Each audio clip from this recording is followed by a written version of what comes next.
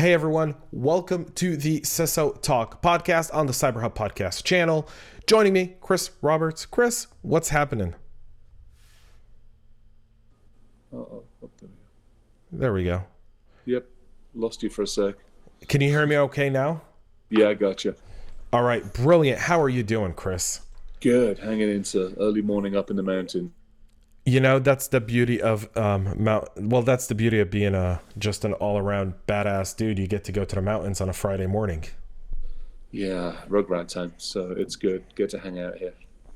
I love Colorado, so I don't even want to get into Colorado because then we'll spend the entire podcast talking about Colorado, and it'll make me miss it and regret the fact that I live in Atlanta and not in Denver.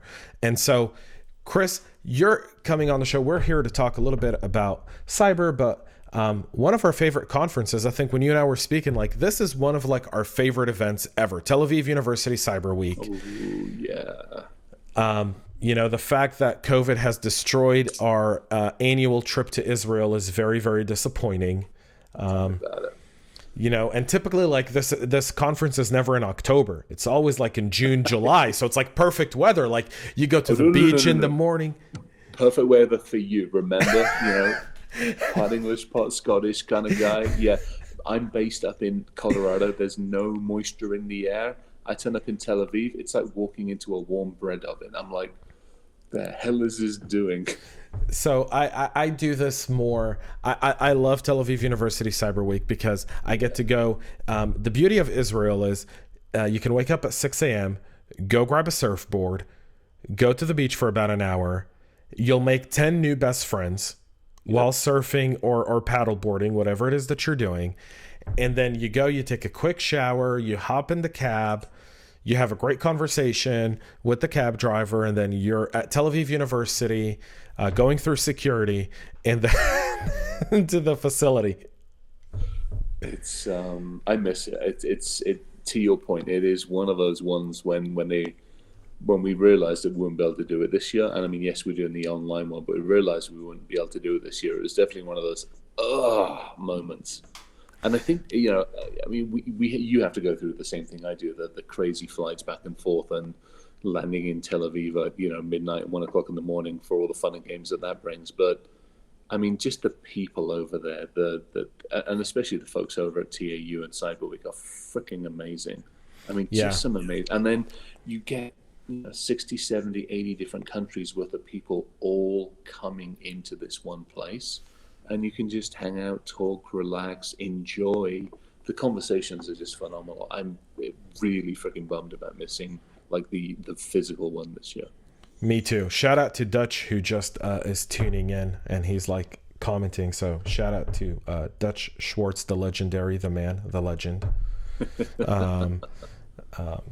It's awesome to have him tune in. But so you're giving a very, very interesting talk this year at Tel Aviv University, because you were telling me about it beforehand, and then Alexandra and Many and a bunch of other people were like, oh yeah, we're doing this really, really cool conversation around the brain and cyber. So yeah.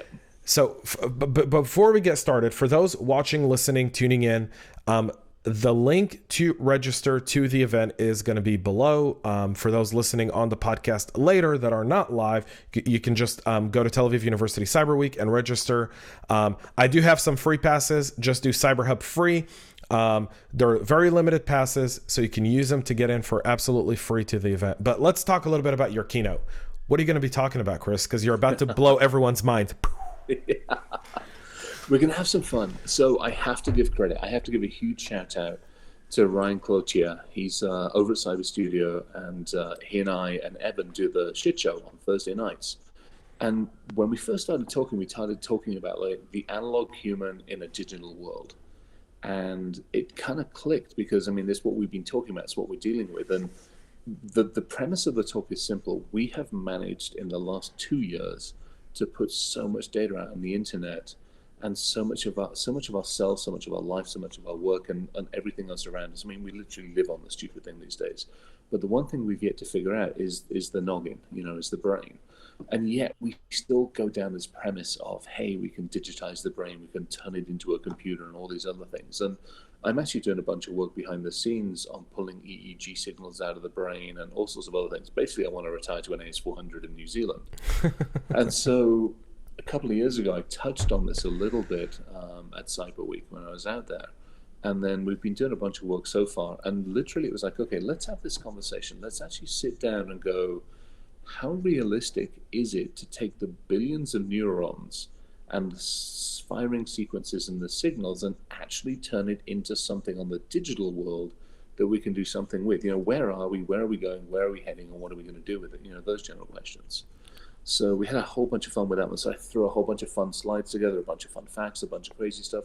Threw Westworld in there. We have HAL 9000 is in there. Just all sorts of fun things that we chucked in there just to get people thinking. Because again, a lot of people think traditionally the computer is this thing that's sitting in front of you and I have to play on this. Well, as we're advancing technology and as we are moving into new eras of technology, we're obviously we're augmenting ourselves. We're augmenting the world around us. We're looking to see how we can actually integrate more effectively with the computers. So it's like, okay, let's go down this and let's really take a long, hard look at this one. Yeah, I think you bring up something very interesting, and I think this is a really interesting talk. You hear me now, right? Because I know our internet connection's a little bit of a challenge this morning, folks. So it's first world problems. When I was on with someone from Australia, I blamed it on dolphins.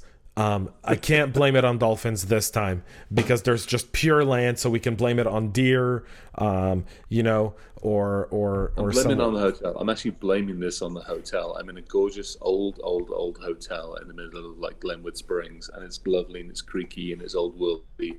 And there's probably ghosts in the walls, but man, there's no freaking internet. It's horrible. Well, it is what it is. But we always talk about, what are we going to do? First world problems, right? There's places in the world where people don't have internet. And so we can't complain. We're live on LinkedIn. Yeah, the connection isn't, but we're live on LinkedIn, folks. So deal with that. But I will. So Chris, we always blame the humans for every single cyber thing, right? Like, yeah. I think you and I share the same opinion, which is when you blame a human and technology doesn't catch up to the human, you end up in a really kind of bad place. Like Justin Berman, the CISO over at Dropbox, he said this year at RSA, we were hanging out, we actually did a podcast, and he said, when someone understands how to build technology around humans, that can make up for the lackluster performance of a human, that's going to be the groundbreaking technology. Basically what you're saying in your talk is just that, right? Let's study the brain, let's study human behavior, and then we're able to build a better security program. It's security, it's the safety side of it. Again, it's crazy. Take a standard human, regular, normal human being. The body functions with about 11 million signals coming to the brain every single second. The conscious brain can only process 50 of those signals. So you think about the amount of background processing that we've been doing, ever since we first crawled around on this planet several thousand years ago. That's a lot of that's been background processing. And so we've managed with that. Now you look at the amount of data that we are bombarded with. We just can't process it. We haven't got the capabilities or the ability to process it. It's simple. We're wetware, and we're not exactly wet. We're not good wetware. And so it's like, okay, how do we augment that? How do we do something about it? How do we simplify the security and the safety side of the message? Or how do we actually...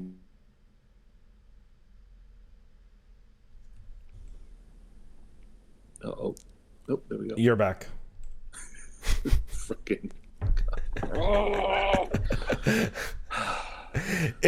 Listen, I know it's frustrating, and you're saying some brilliant stuff, and it's a bit frustrating, but we're still on track, man. We're still on track. So when you just brought up a really good point, which is you look at how humans are able to process all this different data, and then we as cybersecurity folks want someone who's in accounting or in finance to not only know he needs to process his work data, which is a lot of data and very sensitive work. Oh, and by the way, don't click on that phishing email, or don't second guess everything, or pick up the phone and call people. And so we're kind of like making security impossible because we're trying to blame it on the human rather than develop the right technology to support the human's work. Would you agree with that? Oh yeah, absolutely. And it's a fine line, because you're right. I mean, I know I've stood up on stage and blamed humans. I've blamed my mother, my grandmother for the failure of the internet. I'll freely admit to it, unfortunately. But then you take a step back and you go, okay, I can educate the human. How much can I educate them to click responsibly? How much can I educate them to look after themselves, to patch? And then you take a step back and go, well, why the hell should they? Why haven't we built a system and architecture and an entire industry around doing it right the first time? That's kind of why I love the DevSecOps movement. It's like, how do we get to ground zero and build it up from there properly, correctly, and effectively? Still going to be issues, but they're going to be a heck of a lot less than we're facing now. And it's like, okay, that's one way of doing it. Then you turn around and go, okay, look, we're building much more intelligent systems. We're building very narrow AI architectures. We're building machine architectures, which are actually effective at very, very narrow tasks. How about we put enough of those in a line and go, hey, look, enough of you buggers could actually start to look after enough of us humans. But then you have to still take a step back and go, look, the human has to take some responsibility. Now, interesting times we're talking about this, because we talk about responsibility. With the shit show last night was all about voting, and it was voting responsibly. It was saying to every single human, especially in the US, going, hey, there is an election coming up. It's important. I actually don't care who you vote for, but what I want to do is I want you to go and educate yourself effectively so that you vote. And it's the same thing with security. It's like, look, it's not going away. We're all going to get our asses handed to us. How can I help you understand enough so that you can look after yourself, your family, and the friends and people around you? And it's really that balancing point. And I don't think we've hit it. We overload, exactly to your point. We overload, and I don't think we provide effective enough communication. So there's a saying that common sense isn't so common. Yes. And we in security, we often have, so I've made a commitment in 2020 before COVID that I wasn't going to speak at any cyber events this year. I said, I'm only going to speak outside of the echo chambers of cyber events, right? So yeah. I've done that. And what I've realized is my first pitch was a disaster. Like the first speaking I did to a group of CFOs in January of this year was an absolute disaster. I'll stand up and say it. It was a disaster. You know why? Because I was used to speaking to the echo chamber. So I was using terminology and humor that only us in the echo chamber, like when you talk to cyber folks, right? We talk within our own echo chamber, within our own terminology, but everyone else around us is looking at us like, those guys? Our security, the future of our online security is in the hands of those people. And people like say that, like we don't see it from the outside, but sometimes we have to step away and look inside to see what are we saying to the outside world. And then why is it for the last 5 years, we're talking about the same cybersecurity challenges over and over and over and over again? Yeah, Rachel Arnold has got a really good way of putting it. She talks about us getting off of our own island, right? And I love it. Yeah, and again, it's the same thing. Echo chamber island. It's the same logic. It's like, okay, how can we effectively take this message? That's kind of why I love doing the Wisenary stuff. We've built a dictionary. I mean, we shouldn't have to do it, but we've done it. We've built a dictionary that translates geek to English. Right. It's actually, we've done it. It's a ton of fun doing it. But it's one of those things where you're like, okay, I shouldn't have to do this. We should be able to communicate effectively, but we're not. And then, we overcome, not only do we talk in our own acronyms, we've got so much complexity. It's like, okay, well, hang on. Am I patching? Am I looking, what's this EDR thing? Okay, so I'm on endpoint. Okay, it's antivirus with a new name. Okay, I can deal with that. But hang on, what do you need me to do with this? Do I click this? Do I not click this? Am I allowed to click this? And, we've unfortunately, we've muddied the waters so much. I mean, we talk about no selling on here, which is what I love. But when you think about it, the pressure is you've got thousands of security vendors out there. Each one of them is fighting for a new voice. Each one of them is fighting for airtime and airspace. And half of them have got bloody vaporware, and the other half of them, unfortunately, are fighting for the very same voices. So, yeah, it's a challenge. We ourselves need to get our own house in way better order than we currently have. Yeah, that's a great point. I think that's one of the things I've loved about Tel Aviv University CyberWeek.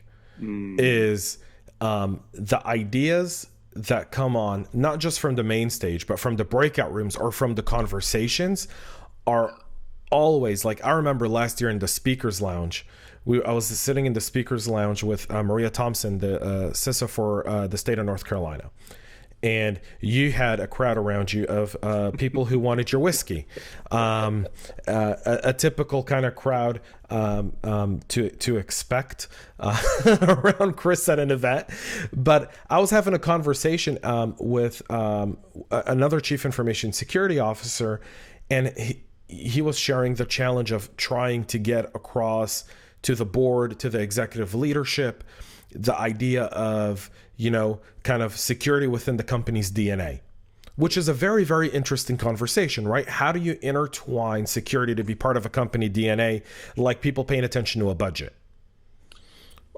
And again, I mean, you hit the nail on the head. I think in Tel Aviv, I mean, that's, again, with CyberWeek, I had some amazing conversations. Probably one of the best ones I had is I snuck out, I think it was a year or two ago, I actually snuck out from the conference for 2/3, 3/4 of a day, and went over to one of the unnamed buildings that contained some of the Air Force folks. And we had an amazing time, did all sorts of interesting stuff, helped them out with a few things. But what came out of it was this sense that basically in the US, if somebody's going to attack us, we have time. We get to know about it. We could literally have a cup of tea. I could sit down and have a cup of tea before the ready missile lands in here, and we can, contemplate and decide what we want to do. But when you look at Israel as a whole, they have seconds to react, literally seconds to react to something. Right. So that mentality and that mindset of protection, of understanding, of safety and security, I mean, it's in the blood. Unfortunately, for good or for bad reasons, it's in the blood. It shouldn't have to be, but it is what it is. So it's part of their DNA. They live and breathe and die by it every single damn day. So when we talk about security, they understand it. It's a mental mindset they're fully in understanding.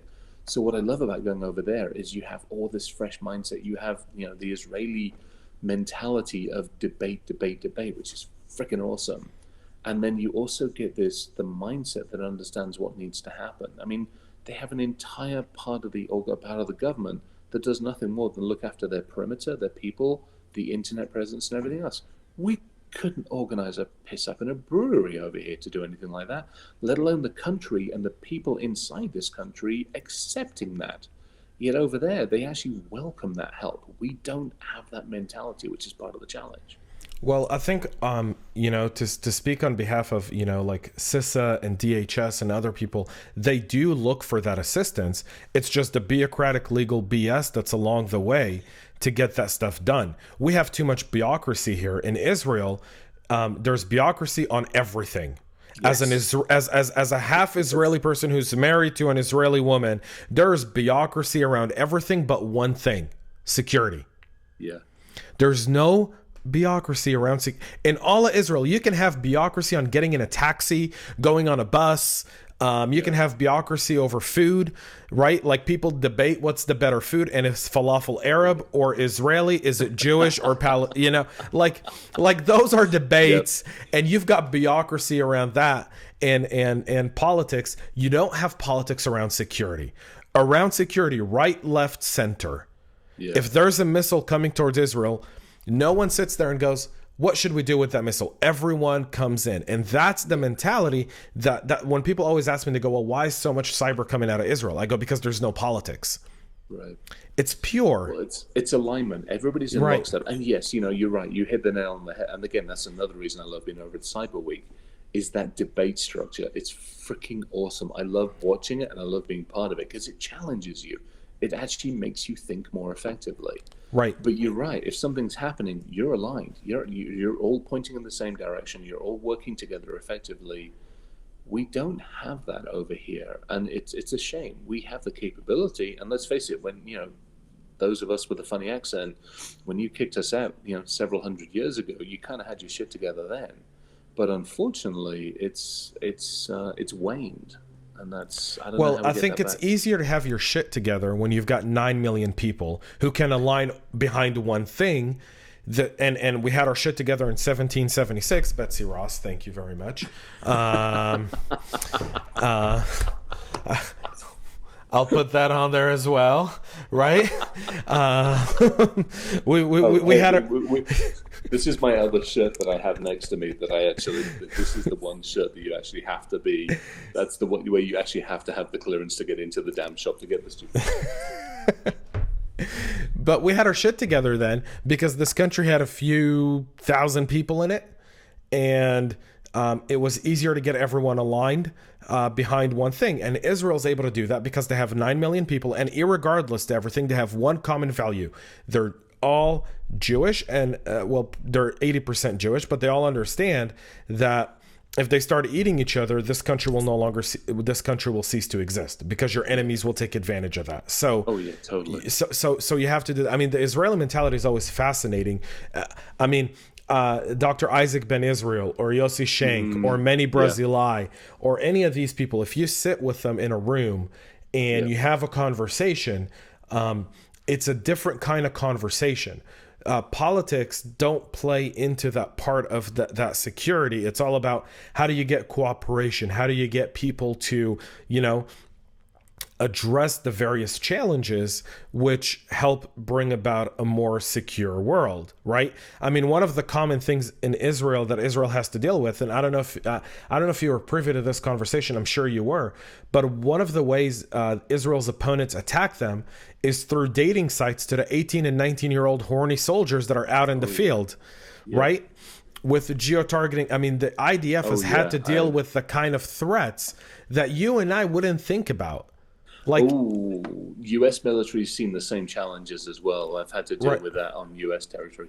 UK stuff, when I was in, we didn't have dating sites. U.S. military definitely has seen the same thing. We've gone through the same challenges, especially when they're like, well, prove who you are, and they put their flipping cat card up on the screen. I'm like, you're killing me. Yeah. I mean, there's an aspect to that that's a challenge, right? And that kind of brings it back to the human behavior. So going back, because I know I cut out because I can hear when our signal goes in and out. So the challenge beyond the cat card is the fact that that's a human challenge, right? That goes right back to your talk, right? Yeah. How do we create technology where if I'm a soldier and I'm talking to a really hot chick on Tinder or wherever, and she's like, well, prove to me that your name is really, Gerald Levin. And you're like, well, here's my ID. And, can we have that technology that goes, no, that ID doesn't exist, right? She's not seeing it. And that's, again, that goes to AI, and that goes to new sets of technology, and how can it be done? And then how can you change human behavior when human behavior hasn't changed since, depending on your argument, either God created humans or the Big Bang did, and we evolved from monkeys. Either way, can you change that behavior that's been a human behavior over thousands of years now with all the data, all the technology, and so forth? Yeah, that's a fun one. I gave a talk fairly recently with a different crew on actually the evolution of security through like 12,000 years. Went back to the walls of Jericho and then went all the way forward. We had a ton of fun doing that one for the same reasons. It's like, okay, here's all the lessons we've learned in history. Here's everything that we're doing in history. Here's where we should have learned a lesson. Here's where we didn't. But yeah, it took some of that, and then also obviously took the brain stuff and melded it together. And we got it'll be a fun talk. It'll be a fun talk. It should be a fun talk. We'll see what happens. Hopefully you're also interviewing a bunch of CISOs and other speakers, right? So that's good. Is that new for you to interview people? Because I know you're typically used to being interviewed. Like I've done typically, both. I'm very fortunate. I'm fortunate. I've done both. Again, with the other folks, with the wiser folks, we do the podcast every couple of weeks.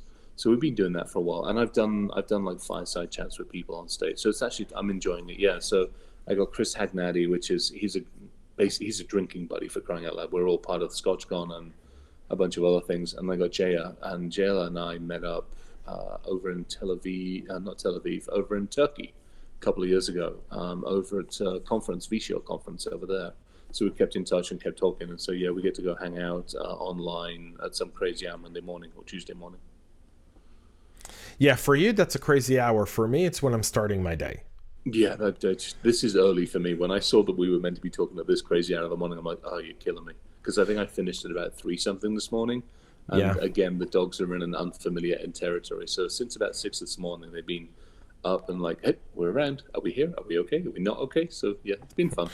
Why are we not home? Where is my backyard? Oh my gosh, yeah, these guys, yeah, believe me. I took Milo out with me last night. He and I went out for a walk last night, and well, this morning I should say, like 3:30, 4:30 this morning. We went out for a walk this morning. Went for a walk around the place, and he's cool because I mean he comes up to like he's about 200 pound, so he definitely has his presence when he wanders around the place. There's a whole debate, right? So there's a whole debate around dogs in Colorado, right? Because Colorado's like a really dog friendly place, like Yeah, really dog friendly. Like it's always been. Like I remember Colorado in the '90s, dog friendly place. Like it was one of the first places to let people actually have dogs in their hotel rooms and bring dogs to the hotel. And some hotels even have like a doggy daycare in yeah, Colorado. And so, you know, it's interesting to see how that's evolved over the years now to where it's become standard in Colorado to have your dog yeah. with you everywhere you go. Yeah, it's nice. And I mean, these guys especially because I mean they're family. I mean, they are absolute family.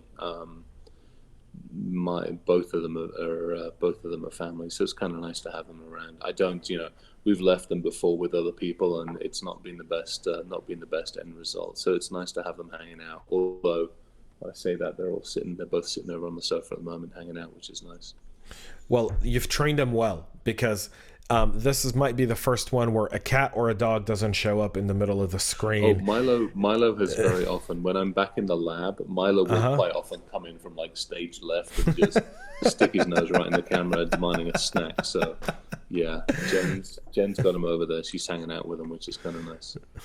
So, let's talk a little bit about beyond, just Cyber Week. Kind of, a lot of the talks this year have always been around kind of like the new normal or COVID-19 or working from home.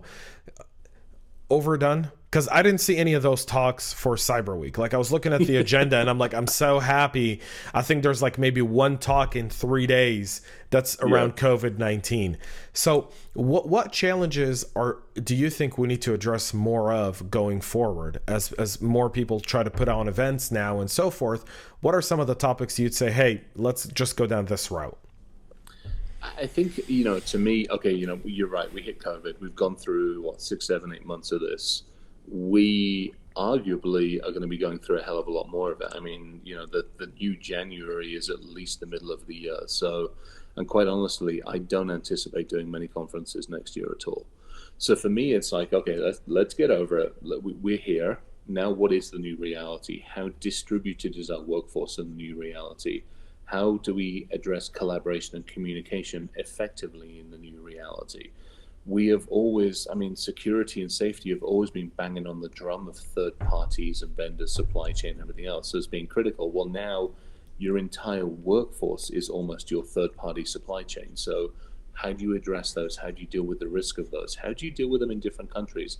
And transient, you look at how many companies are now saying, look, we actually don't want you back in the offices. We're going to sell the office and save some money. So you stay remote and we'll figure this shit out. So the how companies and organizations are working with humans is going to change considerably. So hopefully security is able to be part of those conversations. And how do we wrap into basically a more transient workforce? We've been so used to saying, oh, we have walls and we have perimeters and we have a door, which we haven't had for freaking years, let's be honest. But the physical ones have existed. Now they're gone. So what do we do about it? And I think that's a really interesting one. Let's face it, budgets. I mean, budgets have been impacted. No two ways about it. Companies, people, everybody's been impacted. So now we have to take a step back and go, look, we didn't always get what we asked for by far and away. We've had to have those conversations about risk and reward and everything else. But now with the company being cut back, how do we do our part to be more effective, either with the tools that we have or consolidate those tools more effectively into much more effective business architectures and security architecture? So I think that's another one. And then I think the big one, again, comes back to the humans. It really comes back to how do we educate them more effectively? How do we help them? And how do we make it part of a conversation, not just a once a year, don't click shit, don't send shit? How do we do it so it becomes part of a daily practice, the daily ritual, whatever you want to look at it? So I think those are some big ones. I mean, without going off and chasing technology and giving people 50 questions to ask the next freaking AI blinky vendor, I think those are the core ones. Yeah, you brought up a really good point early on, which was how do we continue and how does communication and collaboration look like? People say different things on a Slack channel. People say something different on Slack than they do in a meeting room. Like if when security and DevOps are sitting together to create DevSecOps and they're on a Slack channel, that communication and the feedback system is completely different because, Twitter exists. The only reason Twitter is in business is because people say stupid shit on Twitter. Because if, people would never say the stuff they say on Twitter if everyone was in the same room at the same time. Yeah. So what do you think? Like, that's a challenge. I feel like me as a CISO, I have a DevOps team in Israel. I've got a DevOps team here. I have a security team that's all over the country, right? And I'm trying to work, those people. And it used to be that once a month, I'd be in Israel with the DevOps team and we'd be having a conversation, right? Yeah. All throughout the day. Like every day was just a prolonged conversation. In the middle, we'd go grab some schnitzels, some kebabs, eat some really good food. I'd eat 5 times a day when I was in Israel and not gain a pound. I come here, I grab one Chick-fil-A meal and I'm juggling for like 5 days, right? Yep. Like riddle me that. That challenge, that communication challenge does exist. And that's something we really do need to overcome, because how do you get people to clearly and effectively communicate without slowing down the pipeline and the processes and everything else? How do you see us kind of solving that? What's the right way? What's that right hybrid model in your opinion? I think so. Again, I'm going to borrow from Evan and Ryan and the conversations that we have. I think a lot of it comes down to accountability. So, Evan, Ryan, and I, we can disagree on screen, we can disagree off screen, we can be respectful of each other. I think we've lost a lot of that. You said it. I mean, Twitter's nothing more than basically a 24/7 dumpster fire for the most part. Right. And so it's like, okay, if you take that mentality, the collaboration and conversations that we have are always going to be that way. But if I treat you as an equal human being and I treat you the same way, if I have to put myself in that mindset that you are sitting across the table from me. So how can I do that? How can I take my analog self and take those emotions, take those responses, take that human engagement, take that respectfulness and move it into the digital world? We've lost that. We haven't done it. The digital is instantaneous, the ability for any kind of retribution. I mean, I can sit here, make my screen freeze. There we go. The worst you can do to me from you and I insult the hell out of you. The worst. Damn straight. So there's a difference there, and I think that's the big one. Is we don't think about that. The repercussions aren't there. Yeah, the one thing I've been trying to do is create more and more Zoom meetings, right? Like get everyone on screen, and I require people to have their cameras on so you can't hide behind your name or your emoji or whatnot. You have to kind of be on there. But the challenge from being face-to-face to being on Zoom is incredible. Mm-hmm. The reason for it is because in a room, if you, me, and a bunch of other people were in a room and we were having a conversation, our body language, your body language, when I say something, I would read your body language and I would probably look at you and engage you to be like, you disagree with me, so let's get that out of the way. On Zoom, I'm noticing that, especially when you work with like an Israeli DevOps team, like you were talking about earlier, that debate mentality. Well, the debate mentality isn't there, right? It's less of it. Because people are still, I'm at home, but I could be talking on Zoom, but really I might be playing a game, I might be answering an email, I might be, reading an article or browsing social media. And so you kind of end up losing almost that debate mentality. And I think that's one of those things that post-COVID, we're going to start to see that hybrid model of getting these people all in a room together. Like, I think that's one thing that technology hasn't solved yet, which is the human to human interaction. So I think we're on the way. And here's an interesting. I realized, again, we had the shit show last night, and I found a conference room where I could basically jack about pretty much the entire hotel's network last night, what there was of it. And I ended up having a laptop. There was nowhere for me to sit. There was one table. It was a plastic table in the corner. So I put the iPad on the table, and I stood back. And so you could see basically my entire upper half torso. Now, this gets away from the fact that, let's face it, on Zoom, most of us are dressed from here to here, and then we're sitting in our underpants for the rest of it.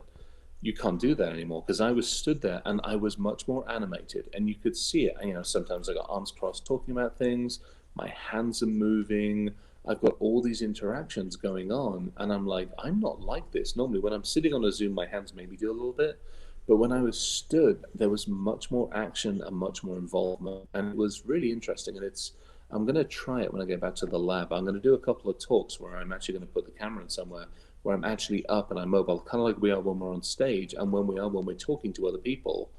There's much more, you can read a lot more of the human body, because you can see a lot more of the human body. So I'm interested to see where that goes. And again, if you take that a couple of logical steps further, with the work that we're doing on projection capabilities and virtual reality capabilities, I mean, you look at some of the conferences where you've got the full VR screen. At that point, you have that human body that's mimicking what you're doing. It isn't the same, but it's better than just the postage stamp of my head and, you know, the top 2/3 of my torso. So speaking of which, I will tell you that the most effective security awareness training I've ever done for anyone has been with VR. Oh, interesting. I did that last year when we were in Israel. I brought a bunch of VR security awareness training.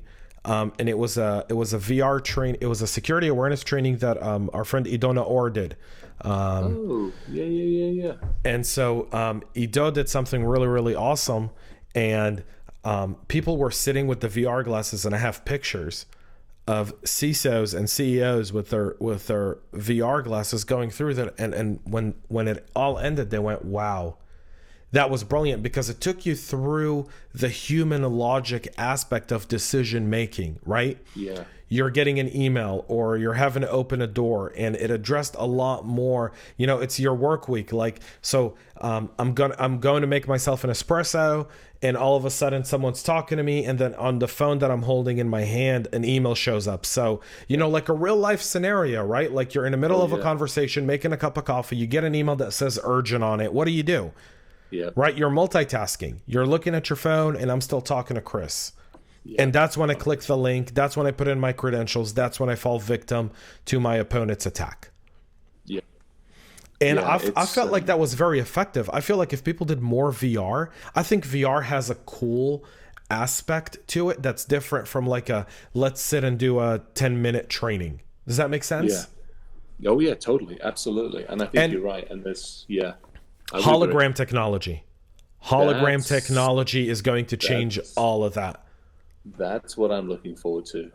Is because again, at that point, it's still, you know, I'll use Ryan's words, analog, human, digital world, but it's brought closer. I can now, to your point, I can see those expressions, the interactions. I can see the body movement. I can see the positioning. I can understand flight or fight modes. I can understand defensive modes, offensive. I can get all of that I can't see in the postage stamp typically that we do on this one. That's kind of why it was interesting standing up and moving around, because I was watching myself on camera and I'm like, holy shit, I'm actually seeing how I am, and I can figure out the reactions. So it was really, I think the hologram stuff is going to do it. And if they can do the VR side of it, that actually takes the entire body.